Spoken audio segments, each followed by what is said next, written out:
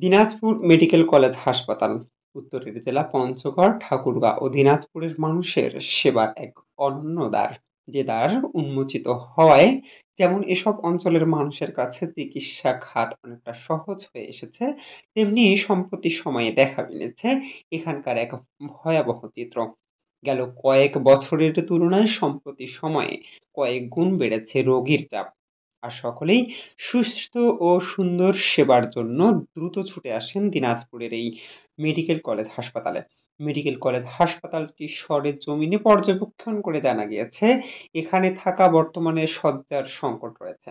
রয়েছে জনবল সংকট, সেবার মান নিয়েও রয়েছে প্রশ্ন। অনেকেই বলছে যে দিনাজপুর মেডিকেল কলেজ হাসপাতালটি বর্তমানে ৫০০ শয্যার হওয়ায় এখানে শয্যা সংকট সৃষ্টি হয়েছে। রোগীর চাপ বাড়ায় অনিয়মিত এখানে বেড ছাড়াও অন্যান্য স্থানেও রোগীদের সেবা নিতে দেখা গিয়েছে। এছাড়াও এত সংখ্যক রোগীদেরকে সেবা দিতে যথেষ্ট পরিমাণ জনবল সংকট রয়েছে বলেও মনে করছেন এখানে আসা রোগীরা। এখানে বাংলাদেশের অন্য স্বাস্থ্য খাত ও স্বাস্থ্য সম্পর্কীয় হাসপাতালগুলোর তুলনায় একটু সেবার মান ভালো হওয়ায় এখানে দিনাজপুর, পঞ্চগড় ও ঠাকুরগাঁওয়ের মানুষ প্রতিনিয়তই ছুটে আসছে। কিন্তু এসে অনেকে আবার কাঙ্ক্ষিত চিকিৎসা না পেয়েও হতাশ হতে হচ্ছে। দিনাজপুর মেডিকেল কলেজ হাসপাতালটির অবকাঠামো উন্নয়ন থেকে শুরু করে নানান কিছুতে সংস্কারও দরকার বলে মনে করছেন এখানে আসা রোগীরা।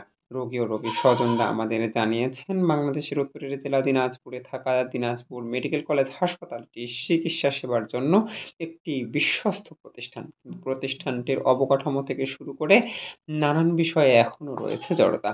অবকাঠামোগত আরো উন্নয়ন দরকার বলেও মনে করছেন অনেকে। এছাড়াও এখানে আসা রোগীরা বলছেন, এখানে জরুরি বিভাগ থেকে সেবা নিয়ে পাশে থাকা লিফট চালু করা সহ নানান অভিযোগ রয়েছে তাদের। নানান সময় নানান হয়রানির শিকারও হতে হয়েছে এখানকে থাকা স্টাফদের। কর্তৃপক্ষের প্রতি দৃষ্টি আকর্ষণ করে তাদের দাবি, দ্রুত সময়ের মধ্যে অবকাঠামোগত উন্নয়ন ও চিকিৎসার মান আরো বাড়ানো এবং জনবল সংকট নিরসনে কার্যত ভূমিকা গ্রহণ করা। বাংলাদেশের স্বাস্থ্য মন্ত্রণালয় কর্তৃক স্বাস্থ্যসেবার দিক থেকে এ প্রতিষ্ঠানটিকে আরো এগিয়ে নিয়ে যাওয়ার জন্য আহ্বান জানিয়েছেন দিনাজপুরের মানুষ।